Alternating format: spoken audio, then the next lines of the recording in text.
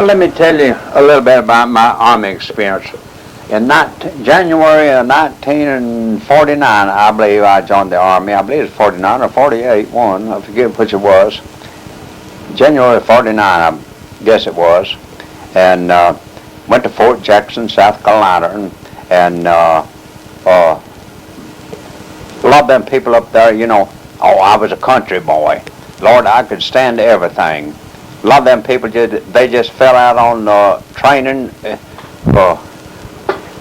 you know, that wasn't able. City folks, they couldn't understand. I mean, you know, they couldn't cope with what I could, where I was growed up, you know, about life, and but I was a hardcore, and I could take everything that come to me.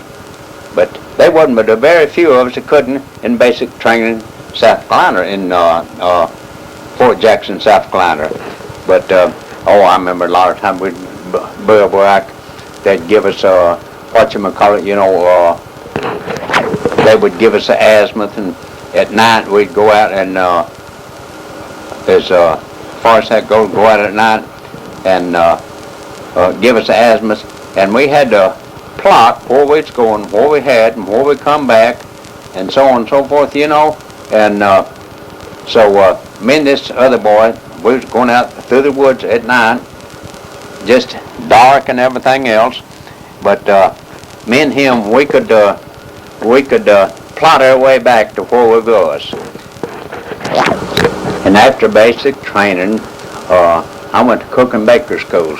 The reason I went to cook and baker schools, man, when I was a teenager, I could eat everything that come my way, and that's the reason I went to cook and baker schools. You know, to stay in the cook and baker schools to get all the food that I wanted. Yeah, that's what I wanted. Boy, I wanted where plenty of food was, and that's the reason I took cook and baker schools. And so after basic training, I went to cook and baker schools, and just to have what I wanted plenty to eat. Oh, after I got through with that island, they shipped me out to Japan. And I'll tell you a little bit about my Army experience now in Japan. When I shipped out over there in 1949, about June, I guess it was, 1949, I was down in Kamuto, Japan. And when I got over there, they put me in the MP company right down in the middle of town in Kamuto, Japan. And they tried to give me an MP badge to patrol the streets, you know, in Japan. I said, no, I'm a cook. I says, here I am. I says, I ain't no MP. I says, I'm a cook. And I told him, I says, what you're trying to tell me is instead of parading the streets of Kamuto, I can't even pronounce the name, in Japan. And so I said, no, I don't do that.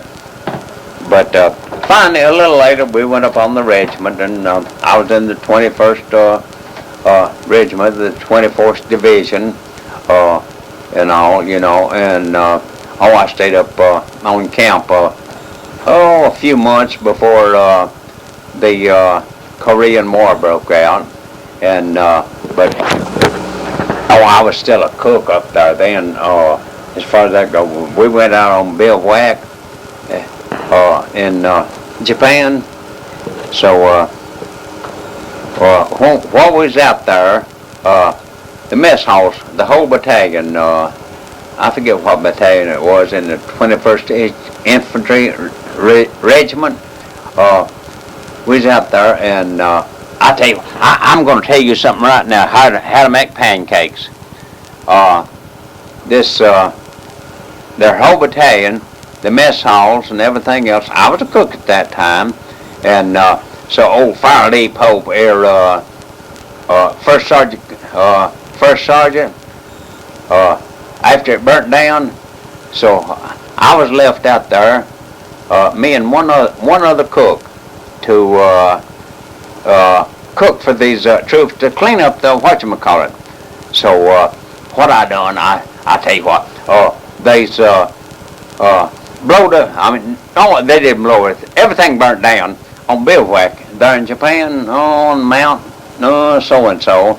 And the next morning I got up, and I tell you what, Bobby, I shouldn't say this, but they blowed up everything. No, they didn't blow it up. It just caught a fire and blowed up. I mean, caught a fire and blowed up.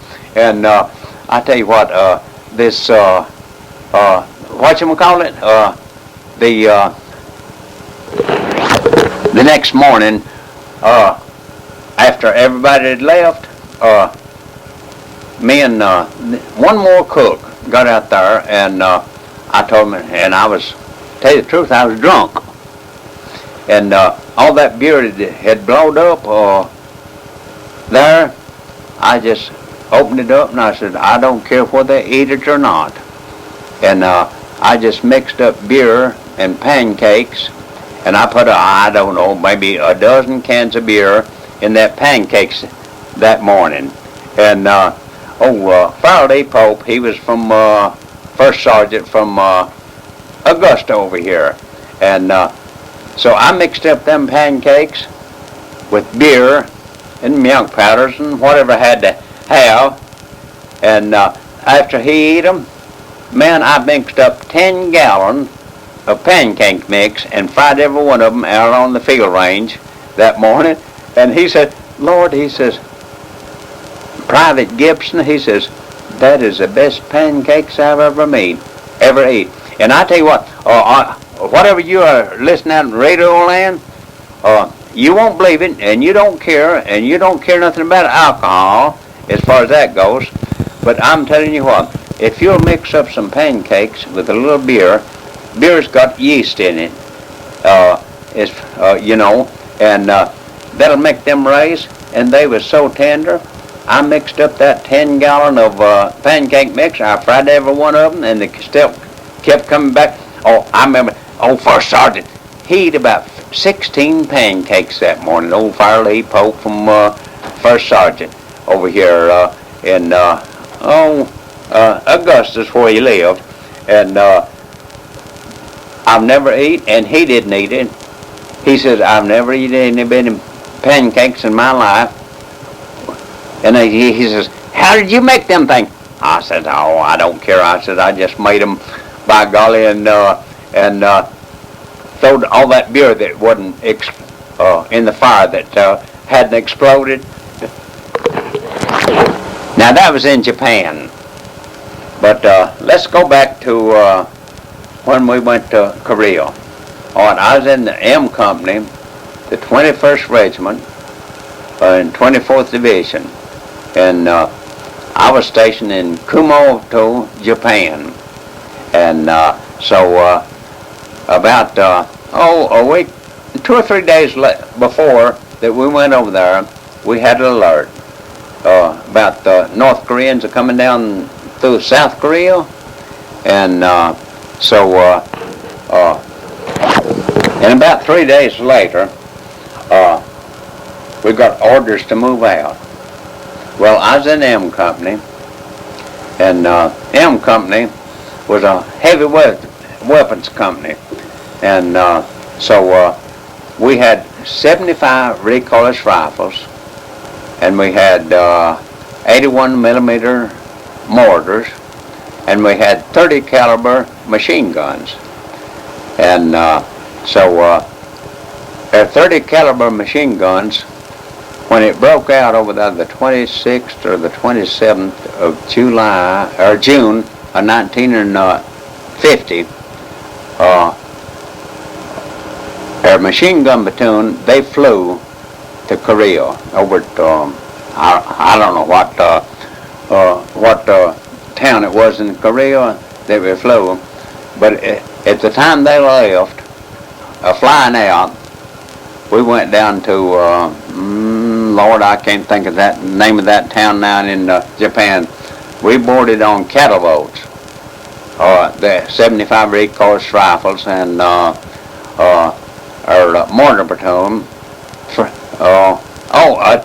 the same day we left there, you know, left there the same day, but we was about 3 days later of before we met up with them over there in South Korea. Well, we finally met up with the troops over there in South Korea, or machine gun, 30 caliber machine gun. I think I said something a while ago about 50 caliber, but it was only 30 caliber that we met up with. And no, we finally met up in about, I believe it was Taegu, after we landed in Busan. I remember this Lieutenant Watkins. He was the a little second lieutenant, and finally they made him a first lieutenant. And I just told old Lieutenant Watkins, I says, I've always wanted to pull the bars or the stripes off of an officer. And so I just reached up and pulled his gold bars off, second lieutenant, and and I says, I've always wanted to do that. And I says, I pulled his second gold bars off and pinned his silver bars off as a first lieutenant. And he says, Philip, now he was a mess sergeant. And I was in the Puan Peninsula. And when I did that, and when we first got over there, when we first got over there, we went up the Pusan Peninsula, and when we got to, we went up to Taegu and Pyongyang and different places up the peninsula, Korea, and we finally got up to, north of Seoul or north of Taegu or somewhere. When we got up there, I remember I company, I remember when we went up the peninsula, like I said a minute ago, I company, M company, K company, L company, the 3rd Battalion of the 21st Infantry Regiment. We went up there so fast that like I told you before, like I say, when we went from Japan, some of the people says, when North Koreans sees a jeep or a artillery person or a tank come up through there with a white star on it, that they'd retreat. And Lord, we wouldn't be over there but just a very few days or a week or two. But we found out difference. The North Koreans, they was coming down there so fast, and we met them up there somewhere north of Seoul, I believe it was. And I remember when we first got over there, on this hill, I don't remember the name of the hill now, as far as that goes, but I company had about 175 people in their platoon in the 3rd Battalion. M company, the one I was in, had 140 or 45 in their platoon, and K company had 140, 50, 60 in theirs platoon, and L company had 140, 50, 60, 70 people in their platoon. Well, the first encounter that we had up there, we went up that peninsula just lickety-split, just as fast as we could go. I remember one night, like I told you before, I was in Cook and Baker's at that time, and I carried rations out one morning to the troops. This little boy that I'll tell you about later, that got killed, and where I might have got killed myself, but we went up that peninsula so fast, we got all the way to Yellow River, and we had the Air Force had F-80 fighter planes, which was a slow plane or something like that,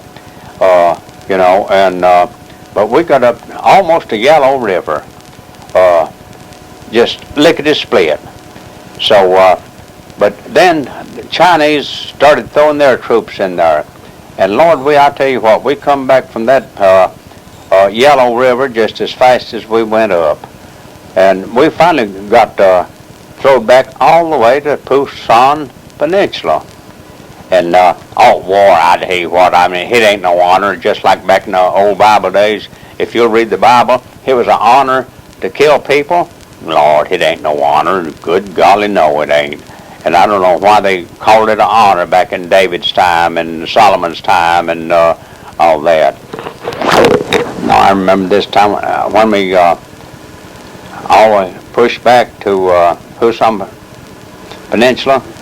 Finally, before they started, United States started and UN started sending more troops over there from Taegu and Sewell, the Marines. They finally landed in out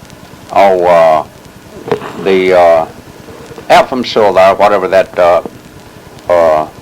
port was, and they fought them. And I remember one time up there, the regiment that I was in, 21st Infantry Regiment, the Marines got pinned down, and the company and my regiment, the platoon or battalion that I was in, we had to go and relieve them. I'll tell you what, the Marines, they have the honor and the glory, but they ain't that good at fighting troops, as far as I'm concerned. For a person is just what a person is. I don't care whether the Marine, Navy, Air Force, or what have you. A person is just what a person is, and they can't be nobody else. No, I remember one time when me and this little, I can't think of his name now. I could draw you a picture of his face, but I couldn't. I can't remember a name, but I can remember a face. Him and me, we took out sea rations and hot food and all up to the front line when we was able. Like I told you before, I was a cook, but at this time I wasn't. I was taking care of the stoves and the mess tent and all. And I remember this one time when my company commander, he says, Gibson, he says, I want you to, he says, I'm going to make you a sergeant first class. And I says, no, but I'm getting ahead of myself now. But he says, no, he says, I'll take you in my company anywhere. And I says, no, but my A is already overloaded. And I says, I'm going back home tomorrow. And I says, Yuns is going back up in the front line. And I said, I'm not going back up with you. But now I'm getting ahead of myself a little bit here. I remember when we first got over there, those South Koreans, I mean, women and children, when we advanced, they would come back up there to their homes. And then when the Chinese and after the Chinese ever entered the conflict and with the North Koreans, we'd have to retreat. And then we'd make ground and all. But them poor people, I'm telling you what, they would retreat with us, and they'd advance with us. And they'd eat grass, they'd eat anything that just to fill their stomach. And I tell you what, I can't understand why war is with people that people has to suffer from war and strife and all. But I guess that's just the way the Lord meant it to be. I don't know. Just like I told you a while ago on the tape, that I'm like Job. I question the Lord. Lord, why does people have to suffer? Why is it like this, and why is it like that? Why do you let things go on? But I guess, don't we all question the Lord? Why people are sick, why people are dying with cancer? Why people are dying with different things, different diseases? I don't know. It's just it's a mystery to me. But you know, my hope is in John 3:16. For God so loved the world that he gave his only begotten Son, that whosoever believeth in him should not perish but have eternal life. And then John 3:17, for God sent not his Son into the world to condemn the world, but that the world through him might be saved. John 3:17. No, I don't know why I mentioned before, but them poor old South Koreans are going up to and fro when we retreat, and when we got forward on and back and forth down Korea. Oh, I remember one night over there, me and Yan and South Korean and Ping. He wanted to go over and see, you know, when to these people put before firing squad. And I said, no, I said, I don't want to see that. I said, I've done seen enough death, and I'll tell you what, the stink of a human being is worse than any stink that you could find. And Miss Rooker, I don't know what you want to put this on or not, but I've seen, you know, a lot of people over there, North Koreans and Chinese and maybe Americans, I don't know whether they got their dog tags off of them or not, but just a bulldozer or a tank with trenches, and just what you call it, a tank that would dig out big ditches, and just these people, dead people, that was bloated, and just push them off into these trenches and bury them. And whether it's Americans or whether it's Chinese or whether it's North Koreans or not, I don't know. But Lord, I couldn't stand the stink, and nobody else could as far as that goes. But people has died in war, and I just can't understand it. I cannot understand why war was an honor all down through the edges of time. When Joshua fits the Battle of Jericho, and why when Moses left Egypt and come back up to there, I just don't know why war is an honor. Miss Rooker, do you think ours is an honor? Is an honor?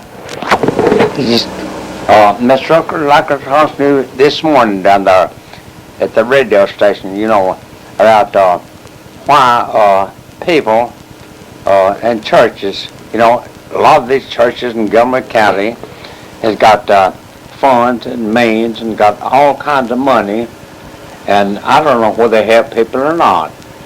But I'll tell you what, I've given a little money to Red Cross and so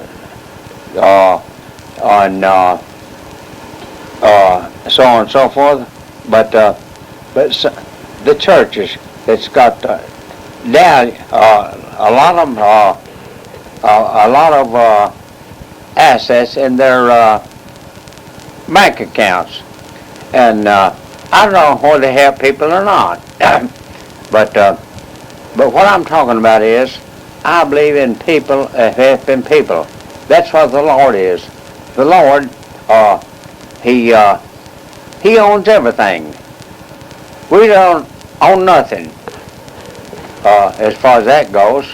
And it's him that that owns everything. But if you people in churches of Gilmer County or Pickens County or wherever Mr. Rooker's radio comes about, if you don't believe in helping people, you're not doing the will of the Lord.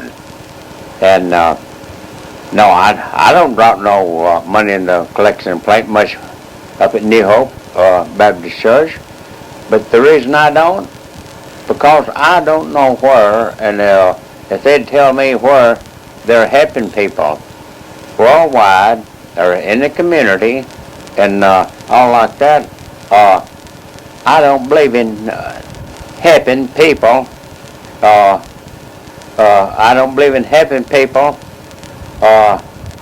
If you don't believe in helping people, and your assets, whatever you've got in the bank or wherever it is, if you're not going to help people, that is what the Lord required of you. And I'm not going to drop money in the collection plate if you don't believe in helping people that needs help.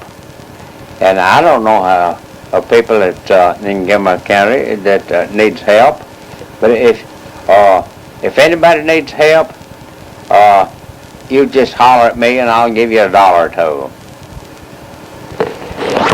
It's just like I told a person one day last week. I says, the Lord has blessed me with everything, a roof over my shoulder and everything. And but all I need is just just a peace of mind.